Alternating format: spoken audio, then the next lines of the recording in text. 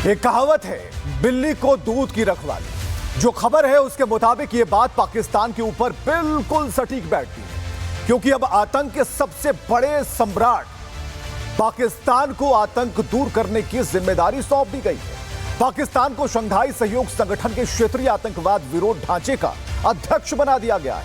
मतलब ये कि पाकिस्तान जो हाफिज सईद को पालता है, पाकिस्तान जो मसूद अजहर को पालता है, पाकिस्तान जो भारत में पुलवामा और पहलगाम जैसे हमले करवाता है, वो अब आतंकवाद का विरोध करेगा। बात हास्यास्पद है, लेकिन इस खबर से आतंकिस्तान में खुशी की लहर जरूर होगी।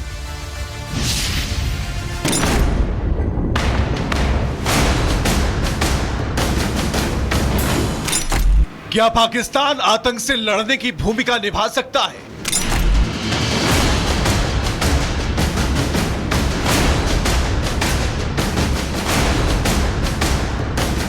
यह सवाल इसलिए क्योंकि जिसने आतंक को पाला, पोसा, पढ़ाया, हथियार थमाया, उसे ही अब आतंक के खिलाफ लड़ाई की अगुवाई करने की जिम्मेदारी दी गई है। बिल्कुल सही सुन रहे हैं।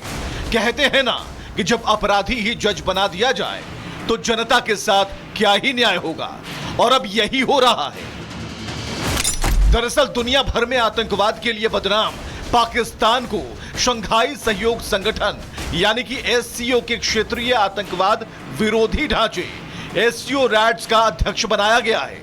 चीन के प्रभुत्व वाले इस संगठन ने यह फैसला लिया। फैसले के बाद पाकिस्तान ने आतंकवाद का मुकाबला करने में क्षेत्रीय सहयोग को बढ़ावा देने की शपथ ली। समझ रहे हैं आप, जो हाफिज सईद जैसे आतंकियों को अपने यहां शरण देता है, जो आतंकियों को हथियार मुहैया कराता है, जिसकी सेना का अध्यक्ष मुल्ला मुनीर अपनी फौज को आतंकियों की सुरक्षा में लगाता है, वही पाकिस्तान अब आतंकवाद का मुकाबला करने के लिए कसमें खा रहा है। यह क्या मजाक है या फिर अंतरराष्ट्रीय राजनीति का एक खतरनाक प्रयोग है? यानी शंघाई सहयोग संगठन का क्षेत्रीय आतंकवाद विरोधी ढांचा जो आतंकवाद पर लगाम लगाता है, उसने ही आतंकिस्तान को उसी का अध्यक्ष बना दिया।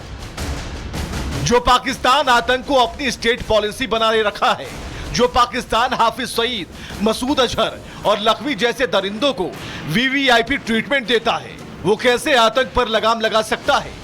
आईएसआई इस विश्व का सबसे खतरनाक संगठन है जो आतंकवाद को बढ़ावा देता है, और हम ये अगर उससे उम्मीद करें कि रैट्स की अध्यक्षता करते हुए पाकिस्तान इस क्षेत्र में आतंकवाद को समाप्त करेगा, तो ये बिल्कुल संभव नहीं है। आतंकवाद और पाकिस्तान के बीच ऐसा संबंध है जैसे वो एक दूसरे के बिना जी नहीं सकते, एक दूसरे के बिना सांस नहीं ले सकते।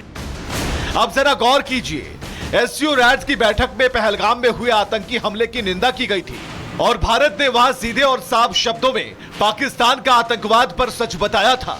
और जब एससीओ समिट में पीएम मोदी चीन की जमीन से पाकिस्तान की हकीकत बता रहे थे, आतंकवाद पर निशाना साध रहे थे, ऑपरेशन सिंदूर की कामयाबी का दर्शन करा रहे थे, तो दूसरे कोने में छिपा शहबाज शरीफ अपना चेहरा शर्म से छुपाए जा रहा था। भारत ने जॉइंट इंफॉर्मेशन ऑपरेशन को लीड करते हुए अल कायदा और इससे जुड़े आतंकी संगठनों से लड़ने का इनिशिएटिव किया। हमने रेडिकलाइजेशन के विरुद्ध समन्वय बढ़ाने और मिलकर कदम उठाने का भी प्रस्ताव रखा। टेरर फाइनेंसिंग के खिलाफ आवाज उठाई। इसमें मेरे समर्थन के लिए मैं आभार व्यक्त करता हूं। जब पूरी दुनिया जानती है कि पाकिस्तान में आतंकियों का गढ़ है, शहबाज शरीफ आतंकियों के पहरेदार हैं, जो खुद आतंक का स्पॉन्सर रहा है, तो सवाल यह है, अब अध्यक्ष बनकर पाकिस्तान सफेद पोश बन जाएगा? क्या पाकिस्तान अब आतंक विरोधी चेहरा बन जाएगा? क्या जिसने आतंक को पाला है वही उसकी सफाई करेगा? क्या पाक में अब लश्कर और जैश की ट्रेनिंग कैंप बंद होंगे? एससीओ को भी आज जवाब देना चाहिए कि क्या यह फैसला उसकी साख पर धब्बा नहीं है? क्या यह वही एससीओ नहीं है जो आतंक के खिलाफ साझा रणनीति की बात करता है, तो फिर ऐसे मुल्क को जो FATF की ग्रे लिस्ट में रहा है, जो आज भी तालिबान और अलकायदा से सांठगांठ रखता है, उसे कैसे रैट्स का अध्यक्ष बना सकते हैं? SCO को भी समझना होगा कि आतंक के खिलाफ लड़ाई सिर्फ हथियारों से नहीं, ईमानदारी से लड़ी जाती है। पाकिस्तान के DNA में आतंक है। वो आज चेयरमैन बन जाए या UN में भाषण दे, सच नहीं बदल सकता। और जब तक भारत जैसे देश सजग रहेंगे, तब तक SCO हो या कोई भी मंच, भारत आतंक के खिलाफ लड़ता रहेगा। एक कहावत है, बिल्ली को दूध की रखवाली। जो खबर है उसके मुताबिक यह बात पाकिस्तान के ऊपर बिल्कुल सटीक बैठती है, क्योंकि अब आतंक के सबसे बड़े सम्राट पाकिस्तान को आतंक दूर करने की जिम्मेदारी सौंप दी गई है।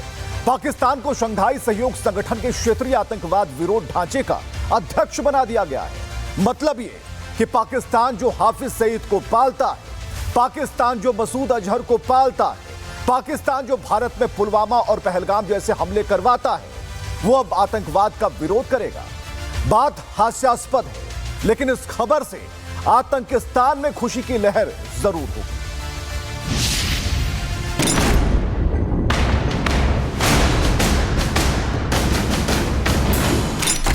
क्या पाकिस्तान आतंक से लड़ने की भूमिका निभा सकता है?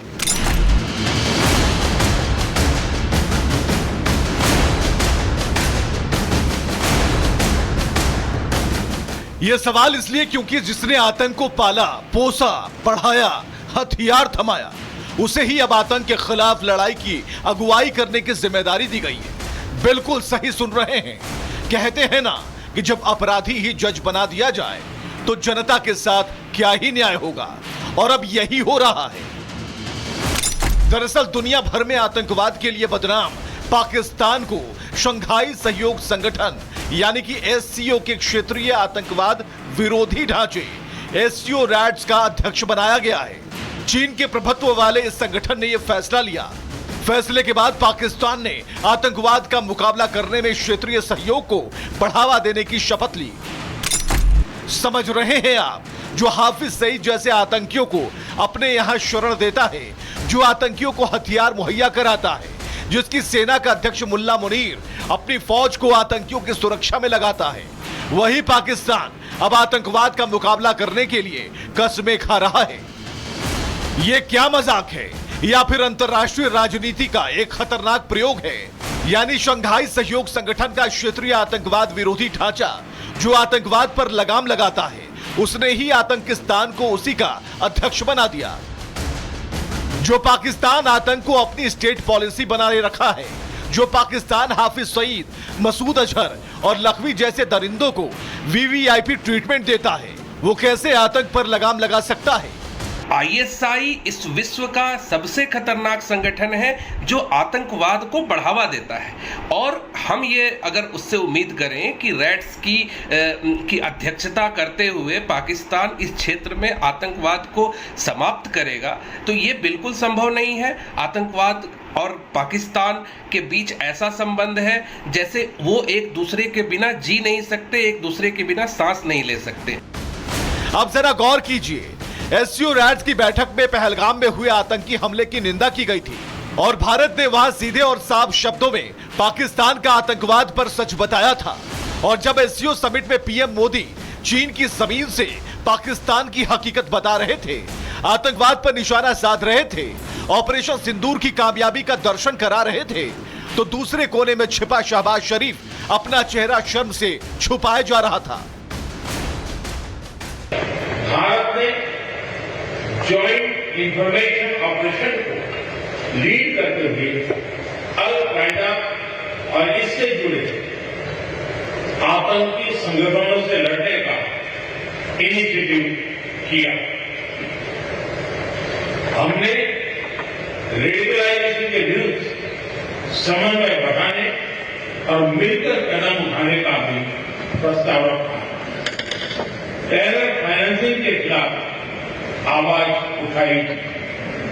इसमें मेरे समर्थन के लिए मैं आभार व्यक्त करता हूं। जब पूरी दुनिया जानती है कि पाकिस्तान में आतंकियों का गढ़ है, शहबाज शरीफ आतंकियों के पहरेदार हैं, जो खुद आतंक का स्पॉन्सर रहा है, तो सवाल यह है, अब अध्यक्ष बनकर पाकिस्तान सफेद पोश बन जाएगा? क्या पाकिस्तान अब आतंक विरोधी चेहरा बन जाएगा? क्या जिसने आतंक को पाला है वही उसकी सफाई करेगा? क्या पाक में अब लश्कर और जैश की ट्रेनिंग कैंप बंद होंगे? एससीओ को भी आज जवाब देना चाहिए कि क्या यह फैसला उसकी साख पर धब्बा नहीं है? क्या यह वही एससीओ नहीं है जो आतंक के खिलाफ साझा रणनीति की बात करता है? तो फिर ऐसे मुल्क को जो एफएटीएफ की ग्रे लिस्ट में रहा है, जो आज भी तालिबान और अलकायदा से सांठगांठ रखता है, उसे कैसे रैट्स का अध्यक्ष बना सकते हैं? एससीओ को भी समझना होगा कि आतंक के खिलाफ लड़ाई सिर्फ हथियारों से नहीं, ईमानदारी से लड़ी जाती है। पाकिस्तान के डीएनए में आतंक है। वो आज चेयरमैन बन जाए या यूएन में भाषण दे, सच नहीं बदल सकता। और जब तक भारत जैसे देश सजग रहेंगे, तब तक एससीओ हो या कोई भी मंच, भारत आतंक के खिलाफ लड़ता रहेगा।